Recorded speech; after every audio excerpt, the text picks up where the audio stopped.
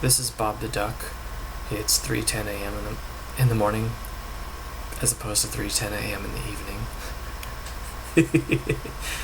And being up this late has an effect on me that's a little similar to certain types of drugs, I would assume. I have never actually intentionally taken any sort of drug except for alcohol. And there was a period when I go out and get drunk on a regular basis, actually. Ironically, a period when I should have been the least likely to do so, but I won't get into that here. That's one of my shameful things. But I'm divorced. I had a wife that I met and was married to her within 2 months of meeting her. Well, two and a half or so, like 2 months and some days. And our marriage was our very short marriage was a nice little roller coaster. Whenever I had work, it was beautiful and amazing for the most part. We almost never fought. And when I didn't have work, she became the devil, but that's as far as I'm going to go in like criticizing her, because I can do that really easily, and I don't want to do this now. Instead, I want to talk about whether I'm going to remarry.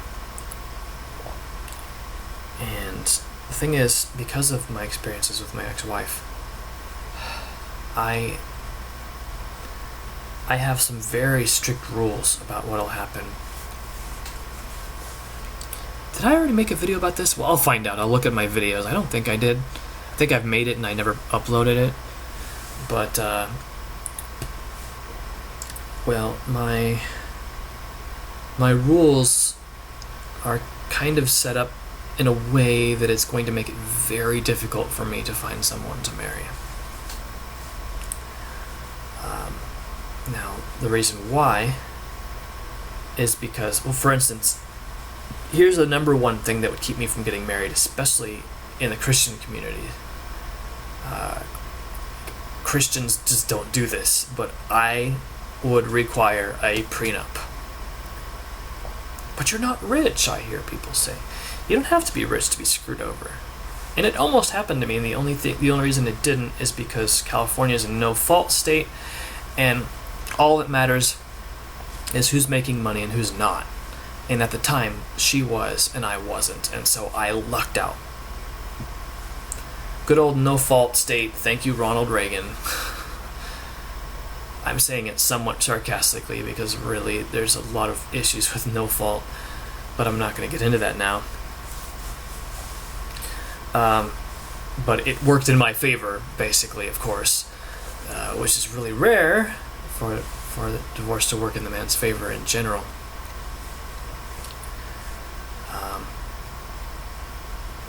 So that's the first thing. That's my first rule that's going to probably prevent me from finding a Christian bride, because a prenup sets up the possibility of divorce, which, as a Christian, I said I didn't believe in, but I ended up doing it, you know.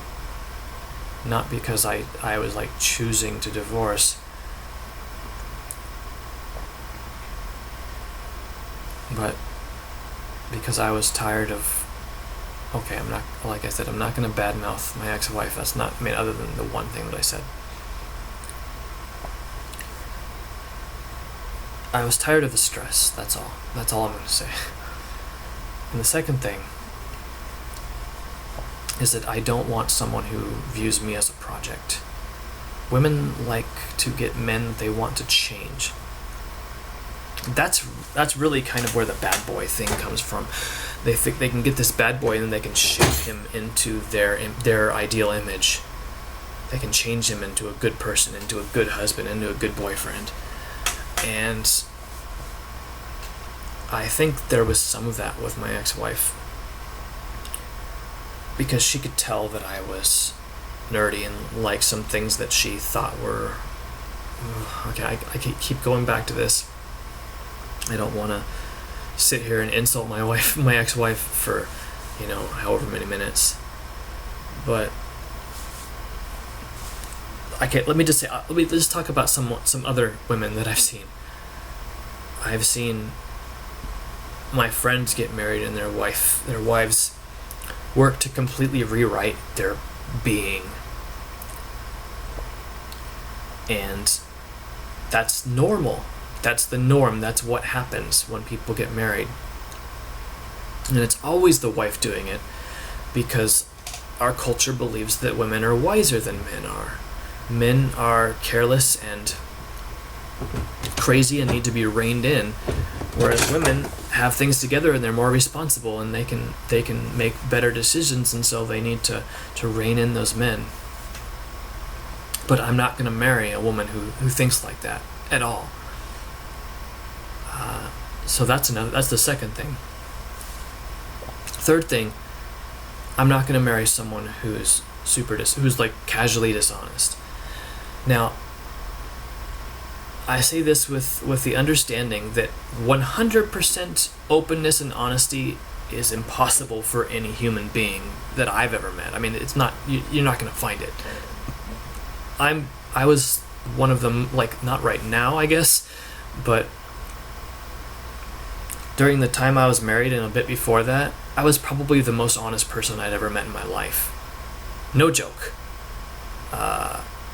And this came through kind of a time of confession that I'd had when I was 18 that kind of broke my need to hide things, because I'd lived a life of secrecy up to that point.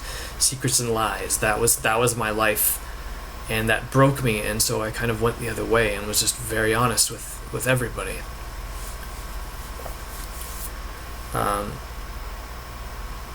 But even me at that point, I still had issues with exaggeration or understatement, which is still dishonest. I very rarely outright lied, but it would happen every great once in a while,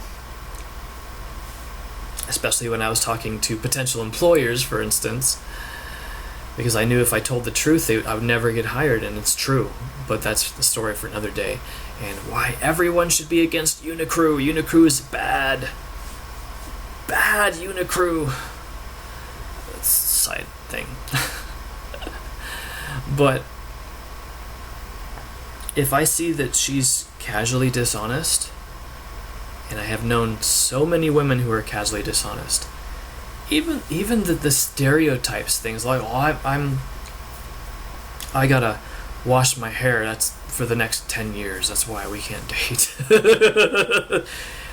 Well, obviously, if she's doing that, then she doesn't want me anyway, so it doesn't matter. But if I see her doing that with other people, though, that's going to be a tip-off that, no, I don't want.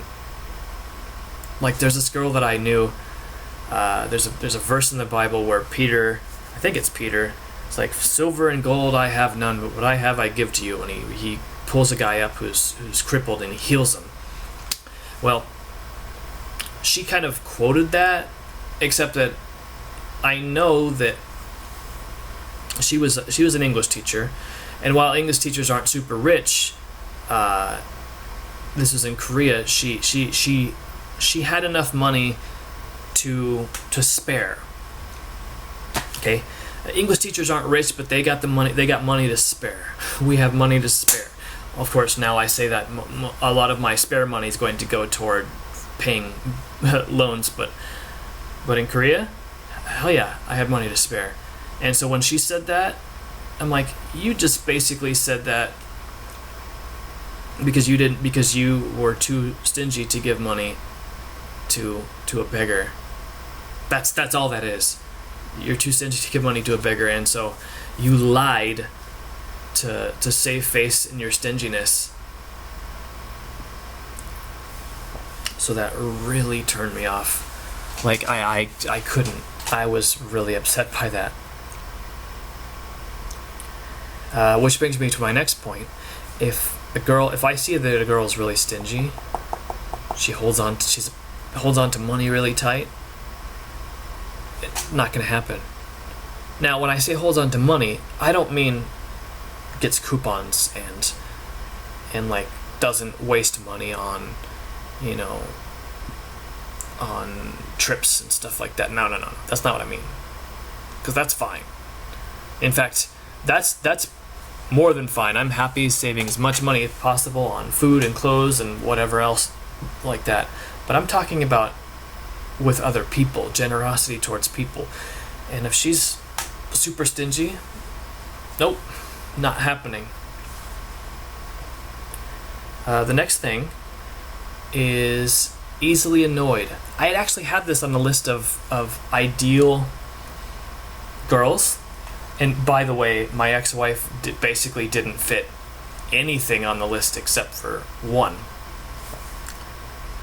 which should have been like but I was sort of like, well, I'm desperate and she actually likes me, so why not?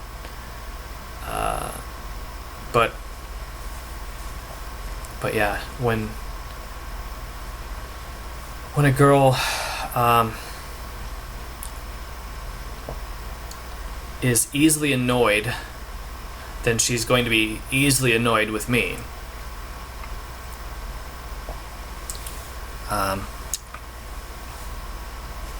That's just all there is to it. I do a lot of annoying things. I'm fully aware of this, and I can't stop a lot of them.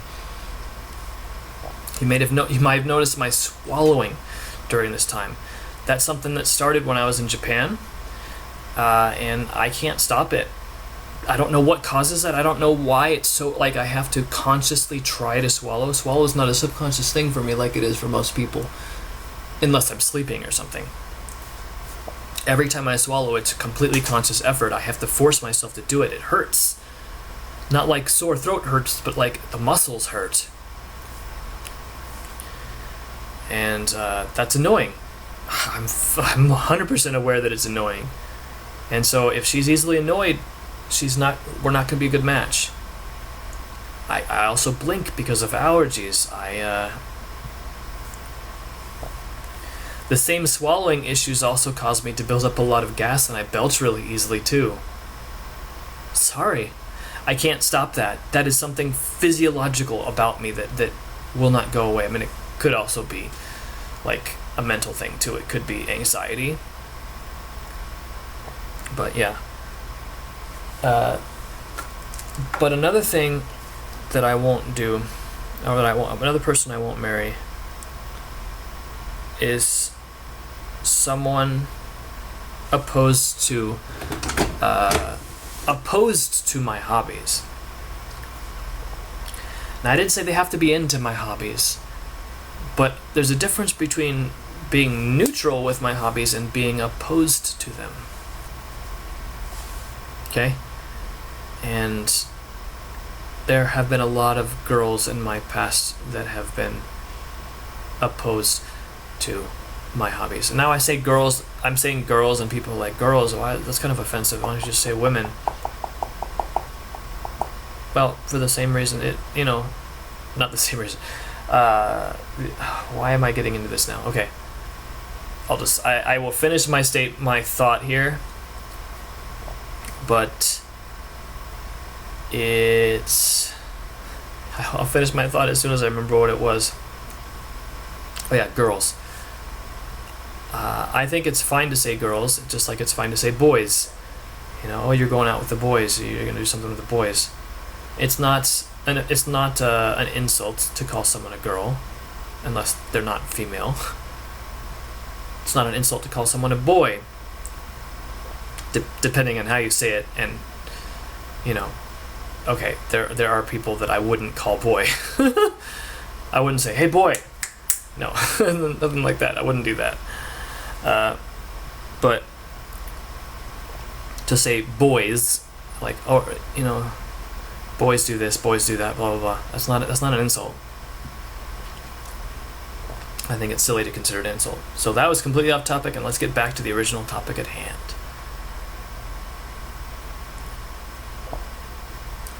If a female is opposed to my hobbies, Or she just thinks that another thing, and this is really the one that's gonna clench me not finding someone.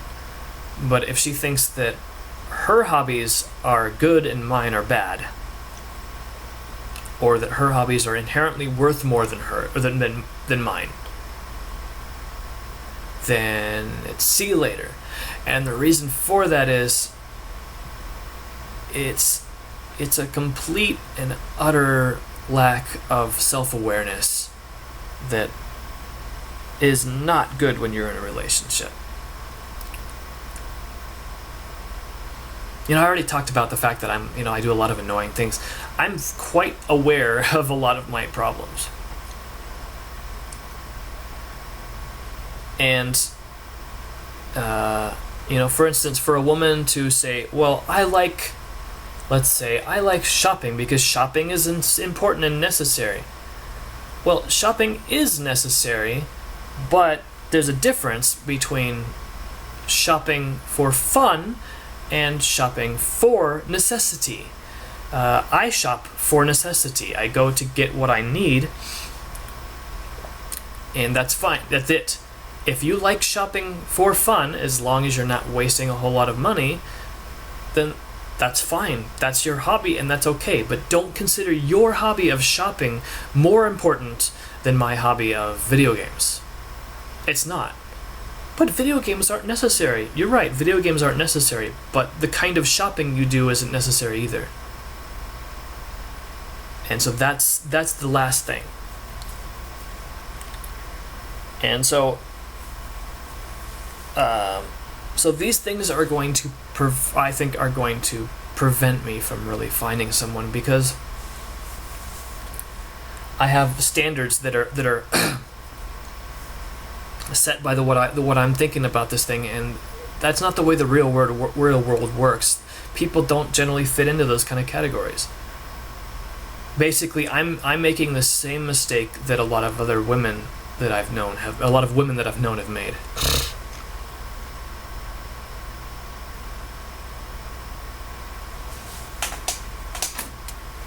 Sorry, one of my annoying habits. I'm making the same mistake that a lot of women I've known have made in thinking that my standard is one that matters, I guess. So I'm saying it's a mistake. Well, okay, I just said it was a mistake, but I take it back. It's not a mistake. It's not a mistake because if I find someone, it's going to be someone that is beyond perfect for me. Otherwise, I don't need it. I've already been married. My experience was terrible. It did a lot of probably permanent damage to me. And so for me to get married again, it would take something really special. So am I going to remarry? Probably not. It's probably not going to happen. I know, for instance, when I go back to Asia, I'm not going to be on the market at all. I'm not even going to consider getting into a relationship.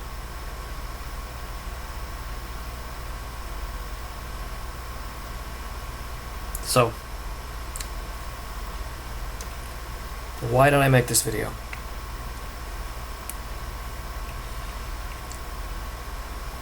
I'm an emotional exhibitionist. I think a lot of people on YouTube in general are. Although they also create personas, and I don't think I really did that. I created a persona on forums that I'd gone to online, and even in comments on YouTube, I created a persona that's different than what I really am. But I can't do that on camera. Well, I mean, I can. If I have a set character that is not me, that is like I can act somewhat. I'm a mediocre actor, and if you want to do my qualifications for like the different stages of acting, there is a bad actor. That's the person who says, "Oh look, there's a phone." That's the person who can't get a simple line reading right. There's a mediocre actor. "Oh look, it's a phone." There are good actors. They're the ones who can convey some amount of nuance. There's the legendary actors, they're the ones who can completely become a character. It's completely transformative. They just become that character so much that you can't imagine anyone else in that role.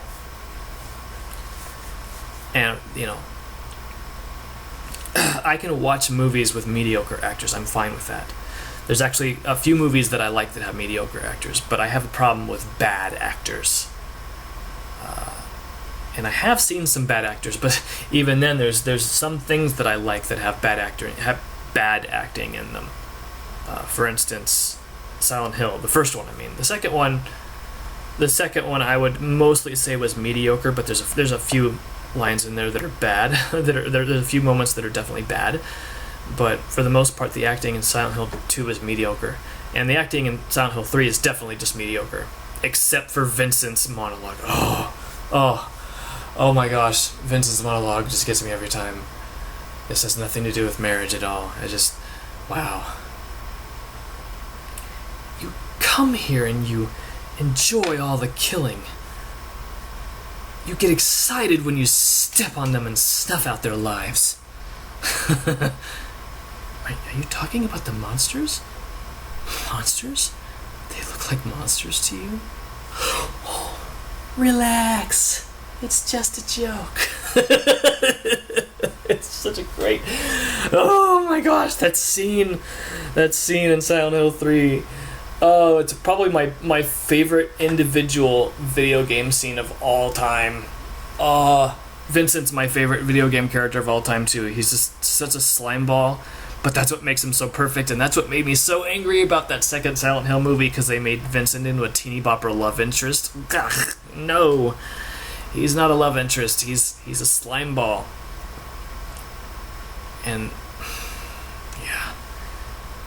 And he's just such a gray, like, creepy character. He's not scary, he's just creepy. He's just like, what is going on with this guy? And I love it. I love it so much. Wow. I need to go to bed. It's really late.